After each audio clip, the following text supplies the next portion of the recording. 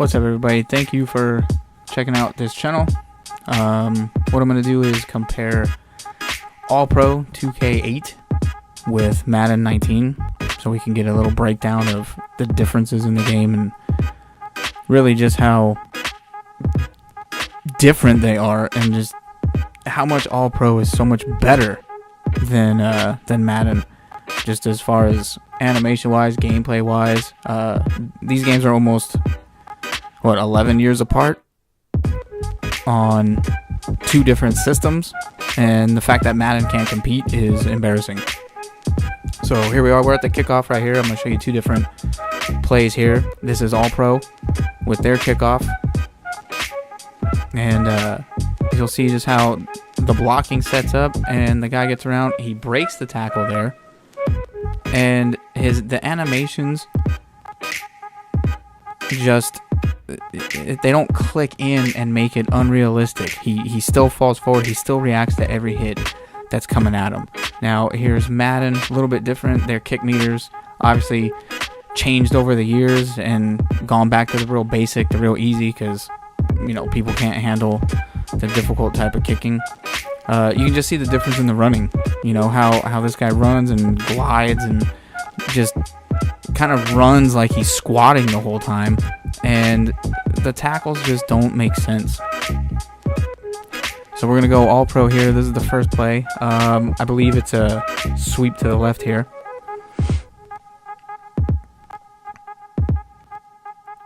And we've got Barry Sanders. And see, the difference with All-Pro 2 is you feel the difference in the running backs, like with every player. So here's the run, he bounces off, and you just see how he hits 3 to 4 different guys and continues to just fight forward. You don't see him click and trigger different animations that negate and wash out other defenders making the tackle. Everybody is reacting and contributing to the tackle, but he's still falling forward even though he's bouncing back and forth. So just focus on the line play right here, how they all have their assignments. The lineman pulls, the center doesn't down block properly, so the fullback has to pick it up. So then Barry bounces off the fullback. The guy still makes attempts to make the tackle. He collides with the D lineman sweeping around.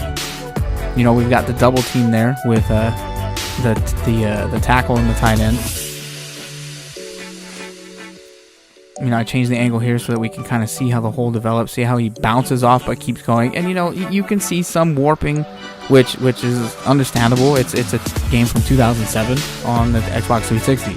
So there's little things like that you can overlook because of the hardware, because of the how they didn't really develop the game as much. They just ported it from the PS2. Here's a Madden 19.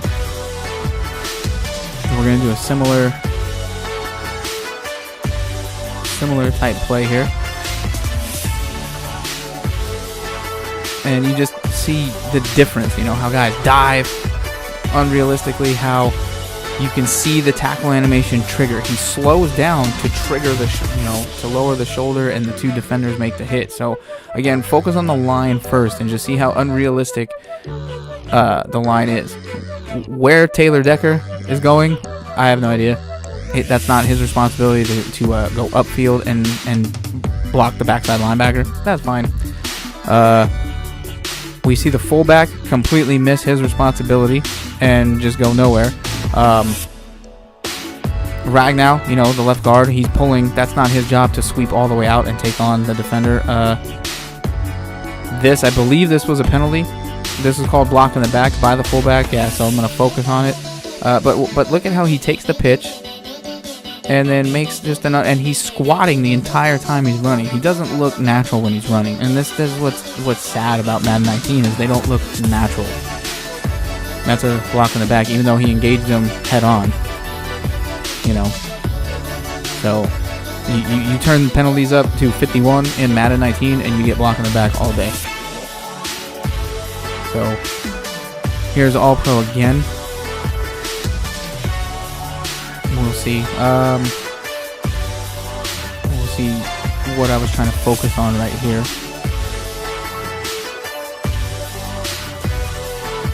This is the play in real time. so you can see how it develops right over the middle. And perfect, threw it into triple coverage. It should have been incomplete. Madden, you hit the aggressive catch button, he's making that catch. So again, let's focus on the line first. Let's see how the pocket develops. An actual pocket, nobody's sliding and going after people they're not supposed to. The center is sitting. The center, okay, we can overlook that. Maybe not, but, I'd like to see the center sit and take on the linebacker, because obviously he sees the linebacker coming on a blitz, but he goes to take the tackle. The running back steps up and makes the play. Here's the pass. Over the middle, you've got the safeties converging. You got the linebacker who comes over the top of the receiver, not through, over the top, and makes the play. Then you've got the safety making contact with the receiver. What I like, and this is what I keep focusing on, is how he came over the top to make the play. He didn't come through to bat it. He didn't come through to pick it off. Also, I like how the quarterback here finishes drop. He gets that little bounce step, steps into it. The ball's a little wobbly, but those are the things you like to see. I don't like to see the pass constantly on a line. He lobs it over, he gets it there. It's a bad throw, it's a bad decision in the triple coverage, and it should be dropped. I like how the linebacker came over the top to make that, but here we go with the pocket again. Now you notice the running back stepped up to make that play. You don't see the running back step up and make that play in Madden. They stand there and twirl around. We're focusing here because he makes the block. Technically, you could not call this a hold, but I like how he sticks with it. Okay, here's a 3rd and 7 play. We're gonna throw most likely an out route, and what I like about this is you cannot find an animation trigger point. You can't. The receiver makes his cut, the ball's thrown a little bit behind him, and he just adjusts without having to make some random animation that triggers. We'll look at it here again. Before we go and look at that, focus on the line. You'll notice that that's a theme. Focus on the pocket, how the pocket forms. Everybody slides. The running back, he's a little, he sees where he's supposed to go. Getting there is a little wonky, but again, same thing, you can overlook certain things. Now you can see how, okay, the defender here was going for the tackle, going for one tackle, kind of morphs into a different animation, but again, it's it's something small. Would you like it to be a little bit cleaned up? Absolutely. But you notice the throw way before he even makes his break, which is how an out route is supposed to be thrown. Defender's not looking. Defender's not going to make a play on it. He turns a little bit early, but I like how the receiver breaks down or makes his cut, notices the ball's behind him. You don't see the trigger animation. I've rewound it several times. You cannot see the animation trigger. It's just one fluid catch right into his hands. Now, he's going to dive, kind of make the tackle, but you can see what it was trying to accomplish there. You can see how they're going in to make a tackle, and they can. And now here's Madden. Same play, same out route. That's the thing with Madden is I find it's hard to actually lead your receivers. If you try to lead them, you throw it a mile out of bounds, or you're not even close to them. Now watch the pocket form here. You'll see. The first thing I'm gonna focus on is watch the right tackle. Okay, Rick Wagner, 71. That's not his job. His job is not the D tackle. His job is the defensive end. In real football, your job is the defensive end. The guard is supposed to pick up that tackle. TJ Lang. They're not supposed to crisscross and pick each other's guy up. That's not how it is. They're supposed to form a pocket. He's supposed to kick step out. He goes immediately up like it's a run, and then your guard's left. It's unrealistic. It's bad line play. And what kills me is your lead developer is a former NFL offensive lineman. Can't happen. Now on this, the out route, threw it again early before he makes the cut, and it's just dead on. He doesn't make an adjustment. He goes into a catch animation, and it just doesn't flow. What also bothers me is the defender never once looks at the ball, but somehow makes a play. Not looking. Ball's coming out, as you can see. It's just leaving Stafford's hands. before he breaks. The defender breaks, runs the route for him. And you'll see, you know, I keep rewinding it because he makes a break on it, and there you go. It's a similar type. It's behind him. He's trying to, but it's not organic. Now here's a run by Barry. You know, shimmies off a little tackle, and then you'll notice the defender wraps him high and falls while continuing to try to wrap his leg. But you'll see him fall by levels here, and then eventually will wrap his feet up. Does it come out looking smooth? No, obviously it's not going to, but it's something that you can believe because of how it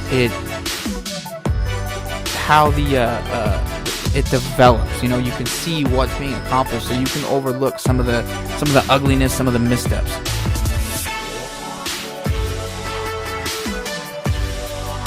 And so we rewound it so you can see how he bounces off again. Notice how the line all, you know, for the most part, everybody hits their assignment. You see the lineman fall because he gets bumped into by another guy, misses his block. You'll see this guy just bounce right off, and they make contact here, and this guy just doesn't give up. That's another thing I like with All Pro compared to Madden is you don't ever give up on the play. You keep fighting, and you can break out of those.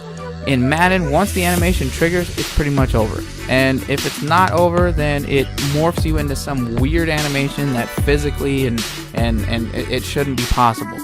But you can see how he's falling, and then, you know, wraps up the feet. Now, and when you watch it full speed and you're playing it, you don't notice the wonky animation. When you go back and you replay it and you do slow motion, obviously you're going to see a little bit of issues. Here's full speed. This is ridiculous. He runs through the lineman and is floating a little bit. We'll look at the replay here. It's a little bit of a different run, but the same concept. You know, you see a guy kind of hit. Notice the lineman, the left guard. I have no clue where he's going. His job is to chip and pick up the linebacker. He, for some reason, tries to pull and goes upfield. Again, he bumps the defensive lineman, but doesn't affect him. Now, here's the run. Theo Riddick takes the handoff. I mean, look at, see, the center picks it up. The defensive lineman doesn't even, nobody reacts to the guard hitting him. The guard just kind of bumps, bounces off, and then goes and does his thing. That's not acceptable. Then you see the running back take the ball. We'll turn it right here. Okay, he takes the handoff. He goes upfield. The defender just runs right by him. Then we see the pancake block. Then right here is where it gets all jumbled. He somehow manages to stay up and then get tackled. It just doesn't make sense. Here's another play, this time with Cleveland running it up the middle. Okay. All the linemen, I'll give them credit, all the linemen pick up their blocks. Everybody picks up who they're supposed to pick up. So I like that. What I don't like, though, is how the defensive linemen all kind of do the same motion at the start of the snap.